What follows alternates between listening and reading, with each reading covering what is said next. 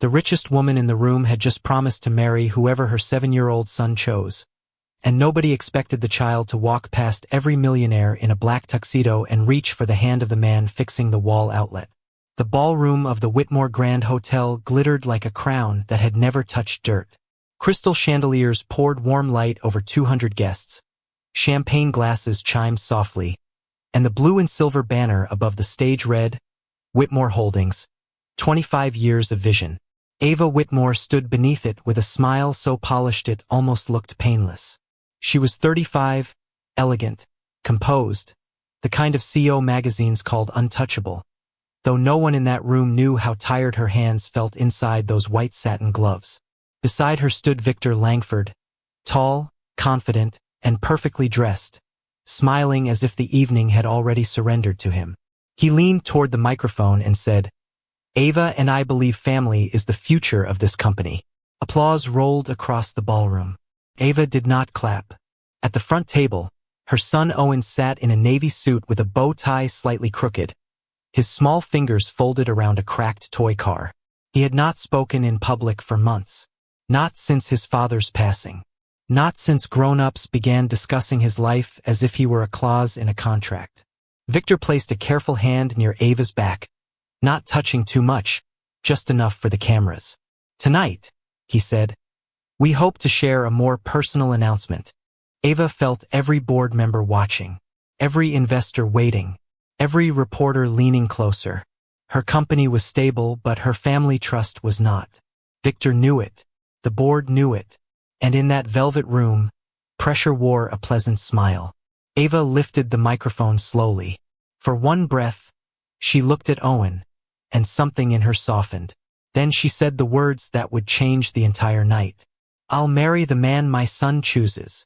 A ripple of laughter moved through the crowd, gentle at first, then warmer, because everyone thought it was charming. Victor smiled wider and extended his hand toward Owen, playing along for the room. Well then, young man, he said, I suppose the decision is yours. Owen did not move at first. The chandeliers hummed above him. Forks paused over plates.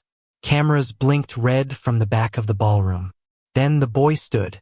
Slowly, quietly. He stepped away from the VIP table and walked past Victor's outstretched hand. A few guests chuckled, thinking it was shyness. Owen kept walking, past the board chairman, past the governor's wife, past the men whose watches cost more than most people's cars. At the far wall, kneeling beside an open service panel, Caleb Walker looked up from a half-repaired outlet, one work glove tucked under his arm, his old denim jacket dusted with plaster. Owen stopped in front of him, reached down and took his rough, tired hand. The laughter died so quickly it felt like the room had forgotten how to breathe. For a moment, the only sound in the ballroom was the faint crackle from the open service panel and the soft buzz of the lights above Caleb Walker's shoulder. Owen stood beside him, small and certain, his hand wrapped around Caleb's fingers as if he had found a dock in deep water. Caleb did not stand quickly. He did not smile for the cameras. He only looked down at the boy and asked in a voice low enough to be kind, You okay, buddy? Owen nodded once, but he did not let go. Across the room, Ava Whitmore felt the color drain from her face, not because her son had embarrassed her, but because he had spoken with his hands before he trusted his voice. Victor Langford gave a sharp little laugh, the kind men use when they are trying to turn panic into comedy. Well, he said, stepping toward the edge of the stage, that is adorable. Owen found the help. A few guests laughed because rich rooms often laugh before they think. Caleb's eyes moved to Victor, then away again. He had learned long ago that not every insult deserved a place to land. He gently pulled off his work glove, revealing a rough palm marked by old calluses and a fresh red line from the overheated wire he had been repairing. He tried to free his hand from Owen's grip, but the boy held tighter. Sir, Caleb said calmly, I was just here to fix the outlet. Victor tilted his head. Clearly, you fixed more than that. Another ripple of laughter passed through the tables, softer now, uncertain. Ava stepped down from the stage, her white gown brushing the carpet, her heels quiet beneath the weight of every camera in the room. Owen, she said gently, kneeling in front of him despite the dress, despite the guests, despite the board members watching like judges. Sweetheart, do you know this man? Owen looked at Caleb first. That broke something small inside Ava. Her son did not look to her for permission. He looked to the stranger for safety. Caleb lowered himself to one knee, making his eyes level with Owen's. You do not have to say anything you are not ready to say, he whispered. Nobody here gets to rush you. The words were simple, but they carried through the ballroom like a prayer spoken into marble. Ava stared at him. Victor stopped smiling. Owen swallowed hard, his fingers trembling around the cracked toy car in his other hand. Then, in a voice so thin it almost disappeared beneath the chandeliers, he said, Mom! He is the one who stayed. The room changed. Not loudly, not all at once. It changed the way a church changes when someone begins to cry in the back pew. Ava blinked. Stayed where, baby? Owen pressed closer to Caleb's side. Caleb looked down, not proud, not eager, not reaching for credit. He simply folded his glove over the burn on his hand and took one quiet step back, as if dignity meant making room for the truth instead of standing in front of it. Victor cleared his throat and spread his hands toward the guests. Children attach themselves to workers all the time. Nannies, drivers, janitors, maintenance staff. It is sweet, but this is hardly meaningful. Caleb finally looked at him. His voice stayed calm. A child does not choose a title. The chandeliers hummed. The cameras held still. Caleb glanced at Owen, then back at the room that had laughed at him. A child chooses the person who made him feel safe when nobody was watching. Ava's lips parted, but no words came. Owen reached into his jacket pocket and pulled out a small blue bandage wrapper with silver stars on it, wrinkled from being carried too long. Caleb saw it, and for the first time, that night his stillness cracked. Just a little. Just enough for Ava to notice that this stranger knew exactly what her son was holding. Ava looked at the tiny blue bandage wrapper in Owen's hand, and the ballroom seemed to tilt beneath the soft gold light. It was such a small thing, worth maybe a few cents, wrinkled at the corners, printed with silver stars that had nearly rubbed away from being held too often. Yet Owen carried it like evidence, like memory, like a little flag planted on the one moment when fear had not won. Where did you get that? Ava asked, her voice barely steady. Owen did not answer right away. He turned the wrapper over with his thumb, then looked at Caleb, waiting. Caleb's jaw tightened, but his eyes remained gentle. St. Agnes, he said quietly. Last Thursday, around 4 in the afternoon. Ava stopped breathing for half a second. Last Thursday was the day Owen had gone to St. Agnes Medical Center for his follow-up appointment. Ava had been trapped on a board call in Chicago, and Victor had promised his security team would take care of everything.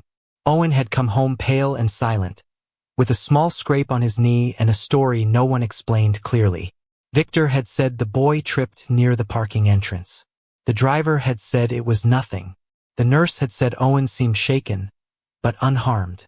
And Ava, exhausted by meetings, grief, and the heavy machinery of a life she no longer fully controlled, had accepted the cleanest version because it hurt less to believe it.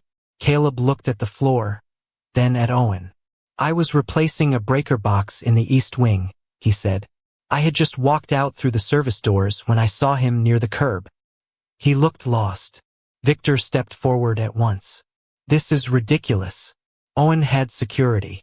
Caleb did not raise his voice. He was alone. Those 3 words landed harder than accusation. Not loud, not angry, just true. Ava turned toward Victor. Why was he alone? Victor gave a practiced sigh. Ava, darling, hospitals are busy places. Children wander. It happens. Caleb's gaze flicked toward him for the first time with something sharper than patience. He was not wandering. He was standing, still trying not to cry. Owen lowered his head. Ava reached for him, but he stayed close to Caleb, and that quiet choice bruised her more than any headline could have. Caleb continued slowly, as if every word had to pass through humility before it reached the room. A black sport utility vehicle backed out too fast near the curb. I called out. He froze. So I walked over, took his hand, and moved him back behind the yellow line. He fell on one knee. I had a first aid kit in my toolbox. Owen lifted the wrapper slightly. Stars, he whispered. Caleb nodded. Stars. The word opened a door in Ava's memory. Owen had always loved stars. His father used to tape glow-in-the-dark ones above his bed and tell him that brave people did not need to be loud. They just needed to keep shining when the room went dark. Ava pressed a hand to her chest. Around her, the guests had stopped pretending this was entertainment. The waiters stood still near the walls. Reporters lowered their phones just an inch, not out of boredom, but respect. Why did you not give your name? Ava asked. Caleb looked at her with quiet dignity. Because your son was scared, ma'am. He did not need a stranger asking for credit. He needed somebody to stay until he stopped shaking. Owen finally took one step toward his mother, still holding Caleb's hand. He waited, the boy said. Everybody else kept looking at their phones. Ava closed her eyes. For months, powerful people had told her what her son needed. Better schools, stronger security, a proper male role model, a strategic marriage. But a man in a faded denim jacket had given Owen something no contract had provided. Presence.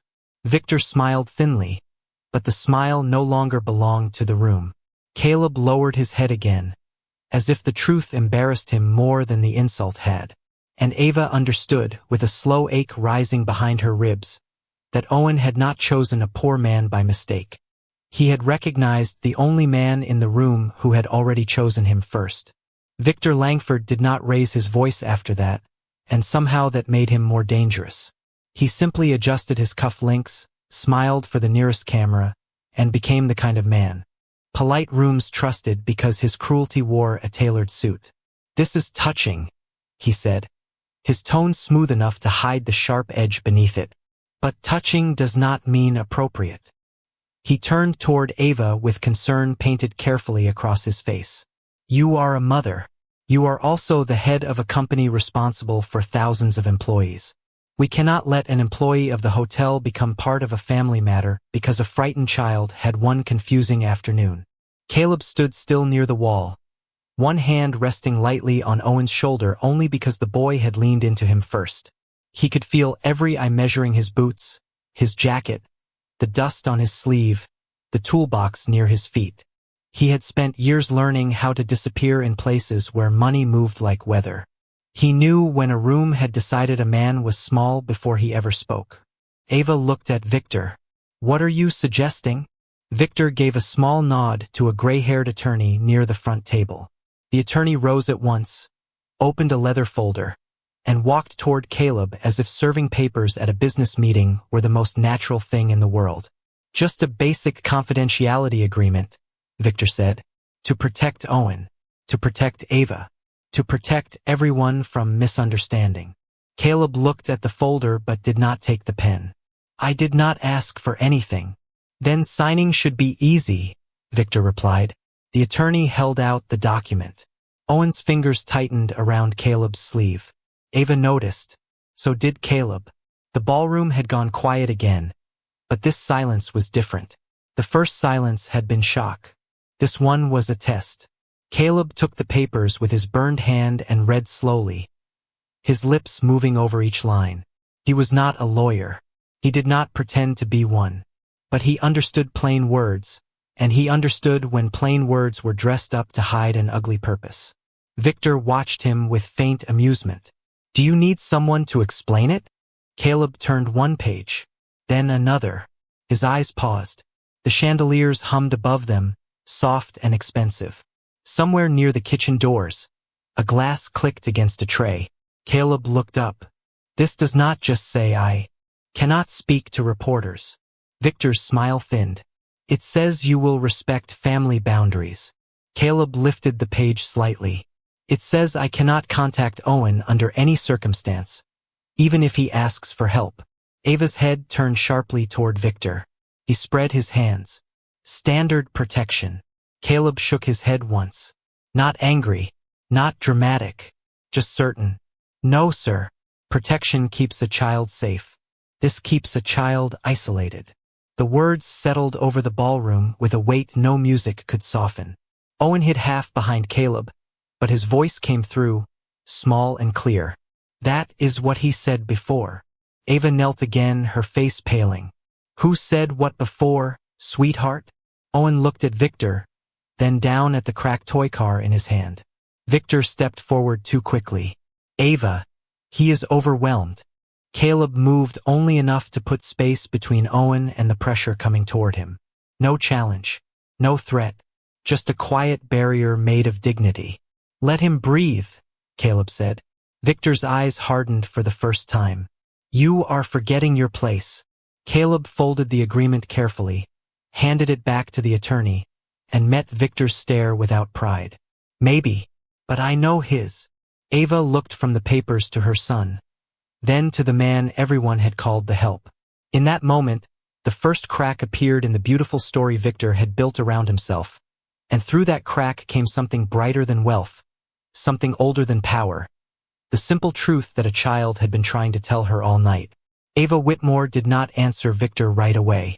She simply stood, took Owen's hand, and led him toward the private reception room behind the ballroom, where the noise of the gala softened into a distant murmur through paneled walls.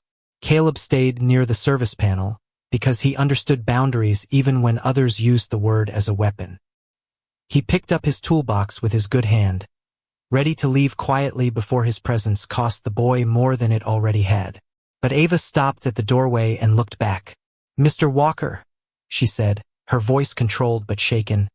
Please do not go yet. Victor followed at once, his smile still present, though it had begun to look thinner under the warm hallway lights. Ava, this has gone far enough. She did not look at him. No, Victor. It went too far before I knew where it started.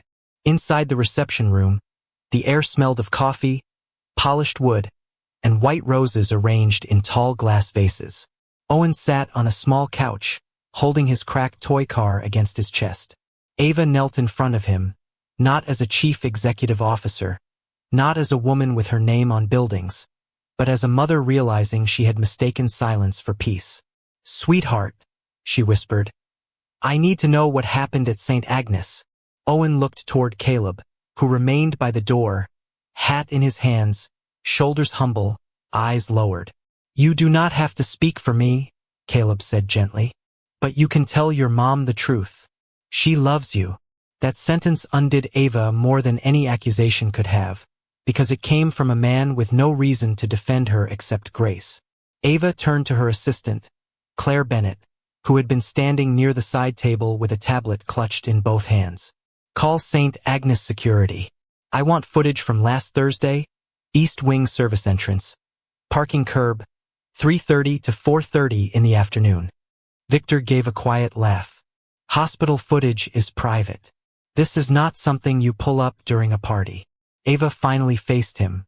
My son is not a public relations problem. The room went still. Claire made the call. Minutes stretched. In the hallway, guests whispered.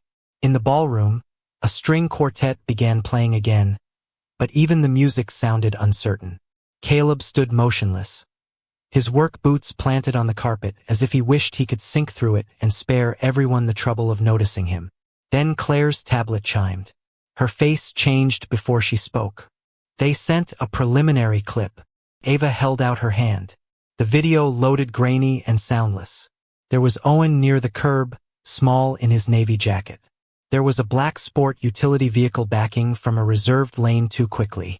There was Caleb, emerging from the service door with a toolbox, seeing the boy, raising one hand, crossing the curb and guiding Owen back behind the yellow line. No drama, no performance, just one man noticing what everyone else missed. Ava covered her mouth. Owen watched the screen, tears bright but quiet. Caleb looked away. That is enough, he said softly. He does not need to see it again. But Claire was staring at the corner of the footage. Miss Whitmore, she said, zooming in on the license plate. That vehicle is registered to Langford Executive Security. Victor's face lost its careful warmth. We use many vendors. Ava looked at him, then at her son, then at Caleb's burned hand wrapped around the brim of his cap.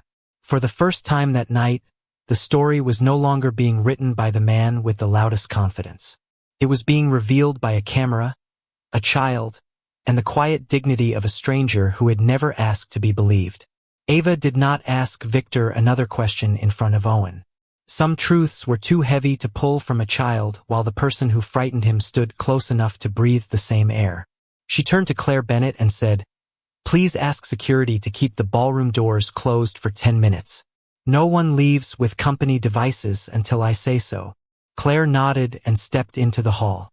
Victor's polished calm slipped for half a second, then returned wearing a colder face. "You are making a public mistake out of private confusion," he said. Ava did not answer him. She sat beside Owen on the small couch and gently touched the cracked toy car in his hands. "Baby, where did this break?" Owen rubbed his thumb over the missing wheel. "At the hospital." Caleb's eyes softened. "It rolled under a bench. I found it after you dropped it." Owen nodded. "You gave it back." Ava looked from the car to Caleb. The object was cheap plastic, red paint scratched along the roof, one wheel bent outward. In her world, broken things were replaced before anyone had time to miss them. But Owen held this one like a witness. "Why did you keep it?" she asked. Owen's lips trembled, but his voice came out clearer than before. "Because he fixed the wheel a little. He said some things still matter even when they are cracked." Caleb lowered his eyes, embarrassed by his own kindness being repeated. Aloud, Victor exhaled sharply. "This is sentimental nonsense." Owen flinched at the sound, and Ava saw it. Not imagined it. Not explained it away. Saw it. She moved closer to her son. "Owen, did Victor say something before the hospital?" The boy stared at the toy car. The room held its breath. Caleb stayed near the door, hands folded in front of him, making himself smaller so the child could feel larger. "You are safe," Caleb said quietly. "Your mom is right here." Owen looked up at Ava. "He said after the wedding I would go away." Ava's face went still. "Go away where?" Owen swallowed. "A school in Switzerland. He said boys like me need structure. He said you were too busy to notice if it was done right." Victor stepped forward. "That is not what I said." Caleb did not move toward him. He only shifted his weight, placing himself where Owen could no longer see Victor directly. It was not force. It was mercy with work boots on. Ava's voice was almost a whisper. "What else did you hear?" Owen wiped one tear with the back of his hand. "He told a man on the phone that when he married you, the trust would be easier. He said people listen to husbands more than sad little boys." The words were small. The damage beneath them was not. Ava looked as if someone had opened a locked room inside her own house and shown her what had been growing there in the dark. Victor's expression hardened. "Ava, he is 7. He misunderstood legal planning." "He understood being removed," Caleb said. Victor turned on him. "You do not belong in this conversation." Caleb's reply was quiet enough to be gentle and firm enough to stop the room. Neither did fear. Ava stood. The white roses on the side table trembled slightly as her dress brushed past them. She was no longer the polished woman from the stage. She was a mother with the truth in front of her and the cost behind her. "Claire," she called toward the door. Her assistant stepped back in. "Find every communication between Mr. Langford, his counsel, and anyone connected to Owen's trust, travel, schooling, or security. Start with the last 90 days. Victor's jaw tightened. "You would search my correspondence because a maintenance worker coached your son into a story." Owen grabbed Caleb's sleeve again. That was all Ava needed. No speech. No argument. Just her child reaching toward quiet dignity instead of familiar power. Ava removed Victor's hand from the back of the couch where it had rested too near Owen's shoulder. "Do not stand over my son again," she said. There was no shouting in it, but the sentence changed the room. Victor stepped back, not because he was afraid of noise, but because he finally understood Ava had found something stronger than approval. She had found the courage to listen. Caleb looked at Owen's cracked toy car and then at Ava. He said nothing. He did not need to. The boy's silence had never been weakness. It had been a locked door. And tonight, with one blue bandage, one broken wheel, and one honest man beside him, Owen had finally found the handle. By the time Ava returned to the ballroom, the beautiful room no longer felt beautiful. Felt staged. Every chandelier, every white rose, every polished glass seemed to be waiting for someone to decide whether truth mattered more than appearances. Victor did not follow her immediately. He stayed behind just long enough to make a call, and that was how men like him worked. Not with raised fists, not with open anger, with whispers, with favors, with doors quietly closing before good people reached them. Caleb stood near the service hallway with his toolbox in one hand and his phone in the other, trying to disappear from a night that had grown too large around him. He had done what he came to do. The outlet was safe. The boy was beside his mother. The truth, at least part of it, had been heard. That should have been enough. Then the hotel manager, Dennis Crowley, came toward him with a face full of practiced disappointment. "Mr. Walker," he said, keeping his voice low, "we need you to leave the premises." Caleb blinked once. "Is there another issue with the panel?" Dennis would not meet his eyes. "Human Resources will contact you Monday." Caleb understood before the words were finished. A man who lived paycheck to paycheck learned the sound of a job vanishing. It did not crash. Clicked. Quietly. Like a lock. Turning from the other side. "Am I being fired?" Caleb asked. Dennis shifted his weight. "There are concerns about your conduct with a high-profile guest's child." Caleb looked past him, through the open ballroom doors, where Victor had just re-entered wearing concern like a medal. "I never approached that boy for anything." "I am not saying you did," Dennis replied. "But there are optics." Caleb almost smiled at that. Optics. A word rich people used when they wanted to make decency look suspicious. He nodded, picked up his old cap and said, "Then I will go." No argument. No begging. No speech. Just quiet dignity folding itself around a fresh wound. As he stepped into the service corridor, his phone rang. The screen showed Emma. He stopped near a stack of folded table linens and answered softly. "Hey, sweetheart." His daughter's voice came bright and sleepy through the speaker. "Daddy, are you still at work?" Caleb closed his eyes for a second. "Yes, ma'am. Just finishing up." "Did you fix the fancy hotel?" He looked at his burned hand, then at the toolbox he might not need anymore. "I fixed what I could." There was a pause, the kind only a child can fill with truth. "You sound sad." Caleb swallowed. "Just tired." "Did you do something wrong, Daddy?" The hallway seemed to grow still around him. Even the distant music from the ballroom faded behind that small question. Caleb leaned one shoulder against the wall, choosing every word like it mattered, because it did. "No, sweetheart. Sometimes doing right just costs more first." Ava had followed quietly into the corridor and heard the last sentence. She stopped before Caleb saw her. In his voice, she heard no performance, no strategy, no hunger for reward. She heard a father trying to protect his child from the weight of an unfair world while carrying that weight alone. Caleb ended the call with a promise to bring Emma pancakes in the morning, even though he did not know how he would pay for them. When he turned, he found Ava standing there, her eyes wet but steady. "They fired you because of me," she said. Caleb shook his head. "No, ma'am. They fired me because men like Victor know which buttons to press." Ava stepped closer. "Let me fix it." "Not with money," he said gently. The answer surprised her. Caleb looked back toward the ballroom, where guests still whispered and cameras still waited for a story to sell. "If you help me, help by telling the truth. Not because I need saving. Because your son already tried to tell it, and nobody rich enough was listening." Ava held those words like a verdict. Behind them, Owen appeared in the doorway, his cracked toy car in one hand and the blue bandage wrapper in the other. He did not run. He did not cry.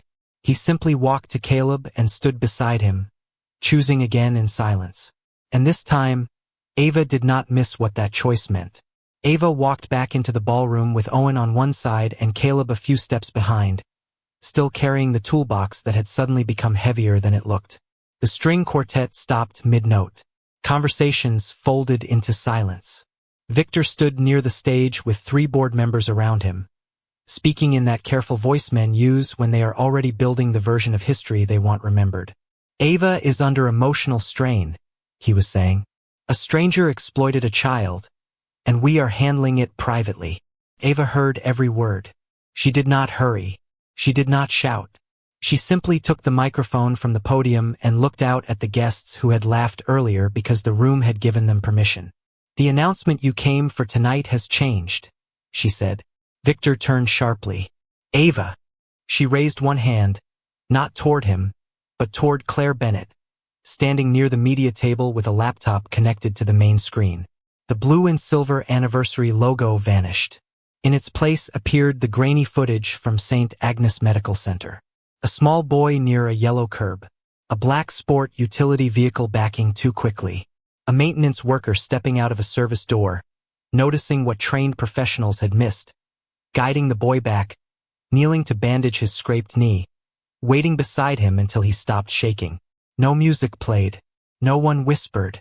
The footage moved in silence, and somehow that silence said more than any speech could. Ava looked toward Caleb.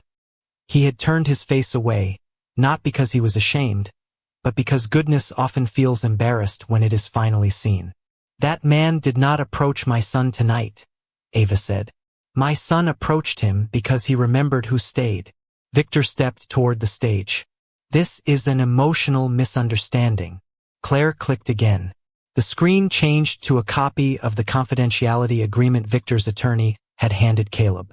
Key lines appeared enlarged, cold and formal, forbidding contact with Owen under any circumstance. A murmur passed through the room. Ava's voice remained calm. This document was presented as protection. It was not protection. It was separation. Victor's face tightened. Standard language. Claire clicked once more. The screen changed again. This time, it showed registration records connecting the vehicle from the hospital footage to Langford Executive Security. Then an email appeared, sent from Victor to his legal counsel, discussing post-wedding control of Owen's trust, relocation options, and what he called reducing the boy's influence around Ava. The words were clean. The meaning was not. The ballroom went completely still. Not polite still. Not curious still. The kind of stillness that comes when a room realizes it has mistaken confidence for character. Victor reached for the microphone. Those messages are out of context. Owen stepped closer to Ava, then looked toward Caleb. Caleb shook his head gently, as if telling him he did not have to prove anything more. But Owen walked forward anyway, holding the cracked toy car in both hands. The boy stood under the chandelier light, smaller than every adult in the room and braver than most of them. He placed the toy car in Caleb's palm. He fixed what he could, Owen said. Caleb's eyes filled, but he did not speak. Ava removed the ring Victor had placed on her finger weeks earlier for photographs. Not love. She set it on the podium. The tiny sound of metal against wood carried across the room like a closing door. My son did not choose a husband for me, she said. He chose the man who protected him when everyone else was too important to notice. Victor looked around for allies and found only lowered eyes. The board chairman slowly sat down. The reporters stopped recording for drama and began recording for truth.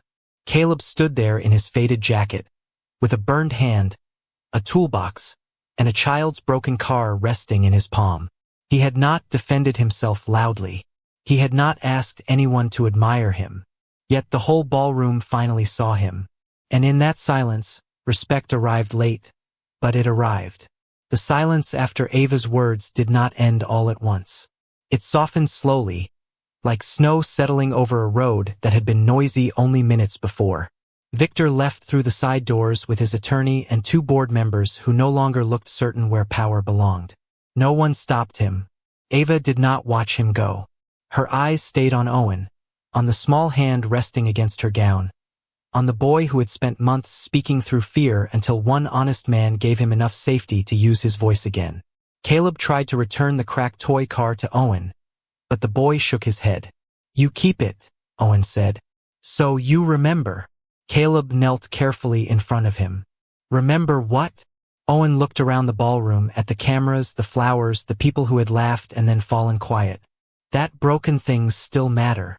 Caleb lowered his head for a moment, and when he looked up, there was no pride in his face, only the tired tenderness of a father who understood that sentence too well. Ava asked the hotel to restore Caleb's job before the night ended, but Caleb did not accept it as charity. He asked for the decision in writing, the same wage as before, and no special favors. Ava respected that more than if he had asked for the moon. In the weeks that followed, Whitmore Holdings began an internal investigation into every contract Victor had touched. Langford Executive Security was removed from all family and corporate protection work. Owen's trust was placed under independent review. The newspapers wrote about scandal, but Ava stopped reading after the first day, because the story that mattered was quieter. It happened at 7:15 each morning, when Owen began walking into the kitchen without checking the hallway first. It happened when he asked for pancakes with blueberries. It happened when he told his mother he wanted to visit St. Agnes and thank the nurse who had helped him. And it happened one Saturday in a small diner outside Hartford, where Caleb arrived with his daughter Emma, carrying no flowers, no speech, and no expectation. Emma was 8, with sun-lightened hair and a shy smile that widened when Owen showed her the cracked toy car. The two children sat in the booth comparing broken wheels and missing stickers as if they were discussing treasure. Ava watched Caleb pour syrup on Emma's pancakes before his own, and she saw fatherhood not as a word, but as 1,000 small choices made without applause. Months passed before love found a name. It did not arrive like a headline. It came through school pickups, hospital charity repairs, quiet dinners, and long walks where Ava learned to speak without being guarded and Caleb learned that being seen did not always mean being judged. One spring afternoon, in a small garden behind the Whitmore family home, Owen held up a blue bandage with silver stars and pressed it gently onto Caleb's suit sleeve like a medal. Emma laughed softly. Ava stood beside them in a simple ivory dress, not dressed for cameras, not dressed for shareholders, but for peace. Caleb looked at the bandage, then at Owen. "Still carrying those?" he asked. Owen nodded. "For brave people who stay." Ava took Caleb's hand, the same hand her son had chosen in a ballroom full of wealth, and this time no one laughed. There were no contracts on the table, no public vow made under pressure, only grace earned slowly, only dignity restored quietly, only second chances standing beneath the open sky. Ava smiled through tears and said, "Owen chose safety first. I chose respect next. And somehow, love found us after the truth made room." Caleb did not answer right away. He looked at Emma, then at Owen, then at the woman who had learned to listen before she learned to love him. Finally, he whispered, "Then let us keep choosing what is right." And in that little garden, without applause, without spectacle, a family began where a room full of powerful people had once gone silent.